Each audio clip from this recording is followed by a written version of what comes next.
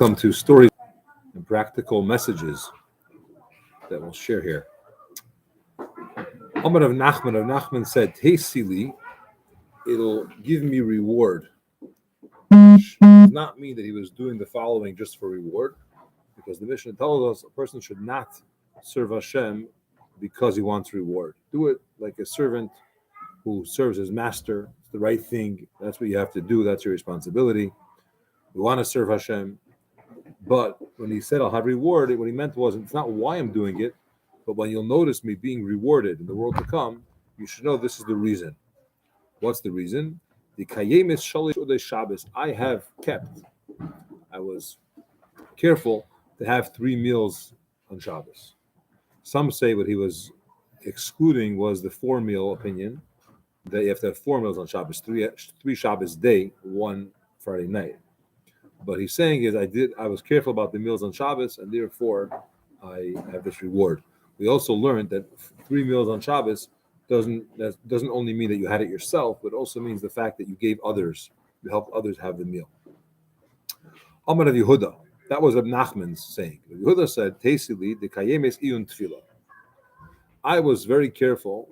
I fulfilled the idea of being focused when it comes to davening. So every single day when I davened, I paid attention. I didn't space out while I was saying the words, and that's going to be, you'll see the reward that I have. It's because of this.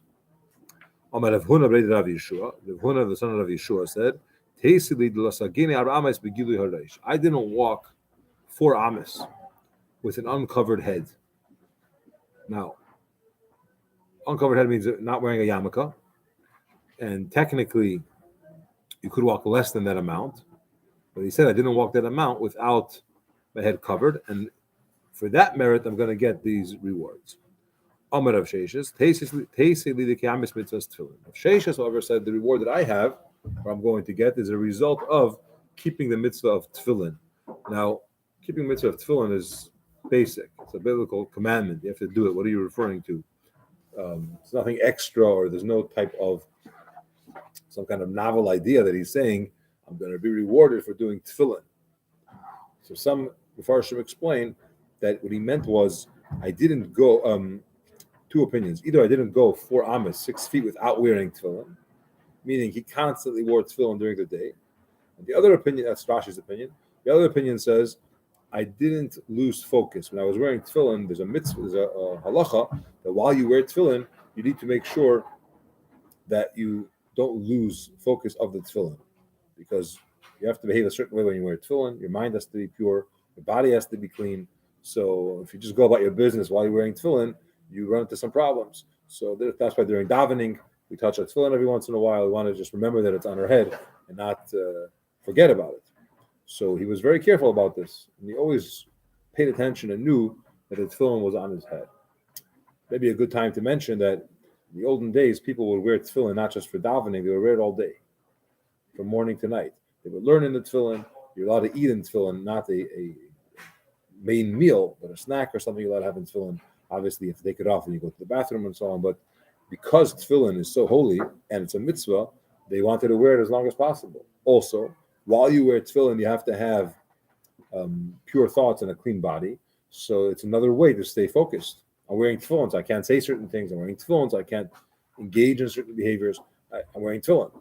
So it was a way to be more pious and focused than otherwise. In addition, however, today we don't do it for the most part because it's harder to stay focused and things come up and life is, not that we're doing anything bad, but wearing tefillin takes a certain sense of mindfulness, and most of us don't have the ability to do that every single day, all day, or we're trying our best.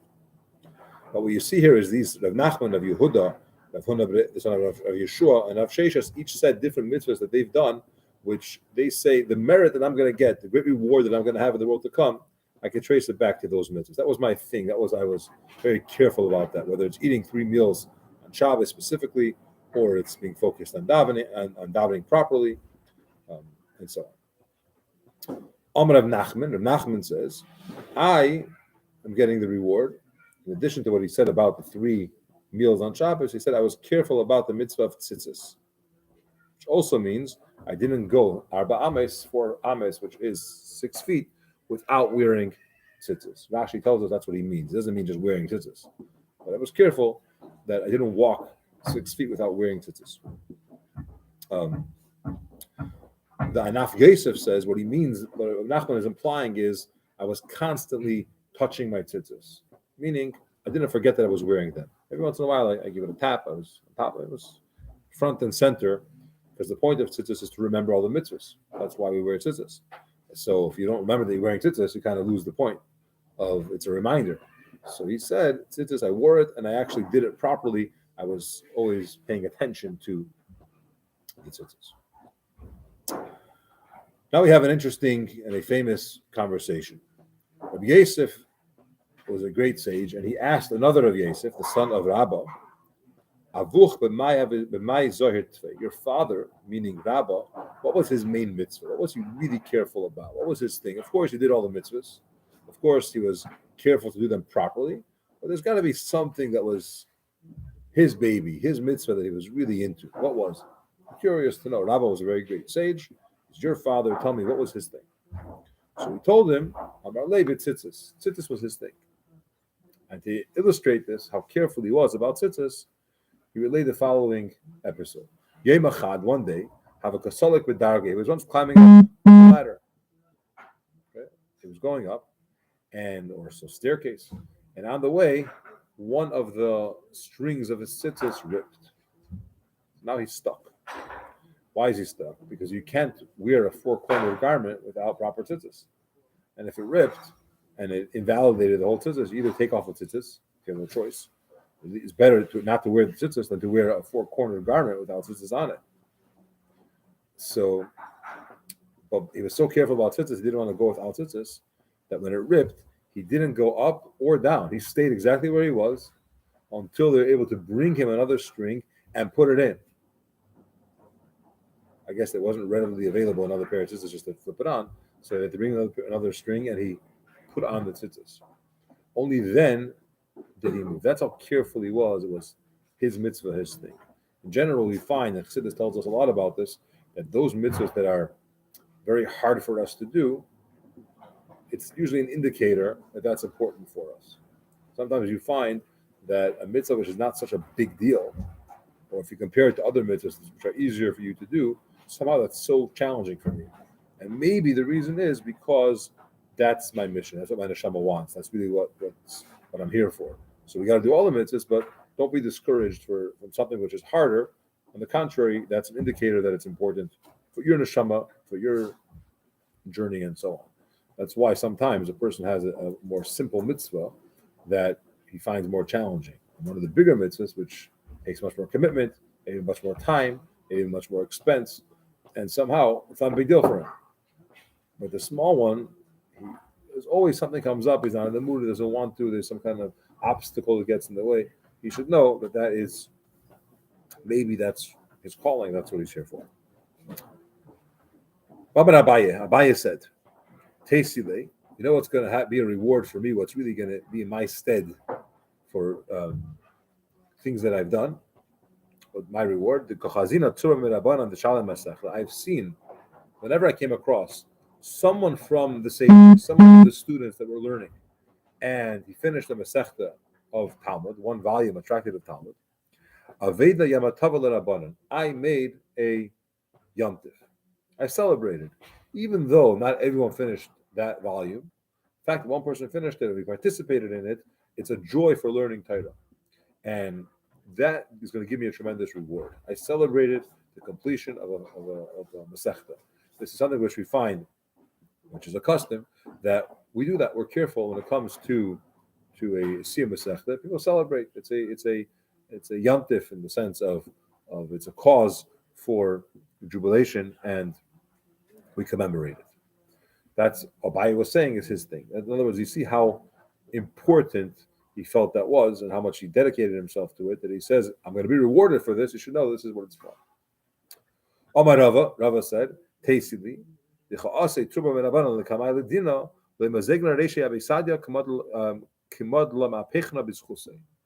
what's my reward? If one of the students that were learning Torah came to me for a court case. It was an issue. They had to figure something out. Now, they may be guilty, or I'm not sure if they're guilty or not. It seems that there's some issue. I did not put my head on the pillow, which means I did not go to sleep, as tired as I was, until I was able to find some way to give them the benefit of the doubt. There's some way to try to find a reasoning in their favor. You can't corrupt justice just because it's a student. You can't change the rules. But you could try to find some way how it would fit. Now, he doesn't have to be the only judge, right? A court has to be an odd number of people. But his say, when he heard something, he made sure, listen, I tried to find some way to exonerate this person. I tried to find something in his favor, something in his merit. I couldn't. I went to sleep.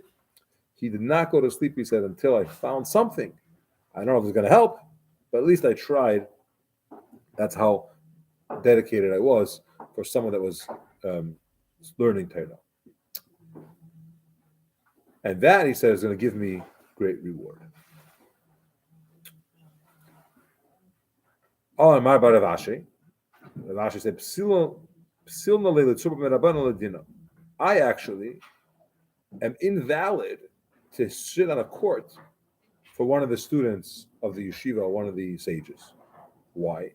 Because the chavim alike gufay. I love them so much. I feel such a kinship to other people that are scholars in Torah that I can't judge them because if you can't judge yourself. You're never gonna find yourself guilty, right? You don't trust you to see objectively when it comes to yourself. So that's my reward. I didn't say reward, but that's how biased I was, how much I cared for fellow Talmudim and other sages and scholars that I would not even, I can't do it because I'm too close. I feel so good for them, so to speak, that it's like myself. Rabbi Chanina would get dressed and stand ready as Shabbos came in, as Friday, the sun set on Friday, and he would say the following. So let's go out and greet Shabbos, the queen. Shabbos is referred to as the queen. He would get dressed in a prominent way, which in general it's a mitzvah to dress up for Shabbos. One of the ways that we honor Shabbos is to dress properly. And when the F.R.E.E. Rebbe was in jail, the Alter Rebbe was in jail, in order to honor Shabbos, he would he didn't have a change of clothes necessarily because it was jail. He would turn something inside out, just on the other side, which apparently a lot of wear on both sides, or else you could wear it either way. But that was the way that he honored Shabbos, by having that extra, that change of clothing. And the concept is, the idea is that one of the ways to honor Shabbos is to wear nice clothing. So Chanina would get dressed, and he would, right before it got Shkia, meaning right before Shabbos set in, he would say, "Come, let's greet Shabbos the queen." Rabbi Yanai, lavish money malio Shabbos. Rabbi Yanai would put on nice clothing in honor of Shabbos. Amar Bayichala, Bayichala, he would say, "Come, queen, come, queen." And the commentators explain that the way that a queen works is she waits for the king to call her. She's ready, and as soon as he calls her, she goes. And this is the way that he treated and his attitude towards Shabbos was. Rabbi Bar Huna, the great Rabbi Bar Huna, once came to Rabbi Bar Nachman's house. Okay? So the son of Rav Huna came to the son of Rav Nachman. And when he got there, you know what he gave him to eat for a meal? He gave him this type of dough, which was fried in fats, either oil or the fats of the fattiest part of the animal, which is the tail of the animal. So he told him, "I appreciate it." Let's just say it was a delicacy. He said, "I appreciate it. How do you know that I was coming?" It wasn't like today where you call before, the messenger, "I'll be here in 6 days." He showed up, right? So he said, "Amarole mi adifas laminei." You think you're better than Shabbos? Shabbos is coming in a few days. I prepared this for Shabbos. You came, so I gave it to you, and I'll make more for Shabbos. But the point was that he was preparing for Shabbos early and making sure that he had a nice delicacy, something special. In this case, it was, I guess, deep fried, some kind of knish, that they did in honor of Shabbos. And you see that when the sage came and he had a reason to give it to him, he gave it to him. But we covered now the idea of wearing proper clothing or nicer clothing in honor of Shabbos, and to have nice food in honor of Shabbos. Thanks for joining. We're going to stop here and see you again soon. Like, share, subscribe.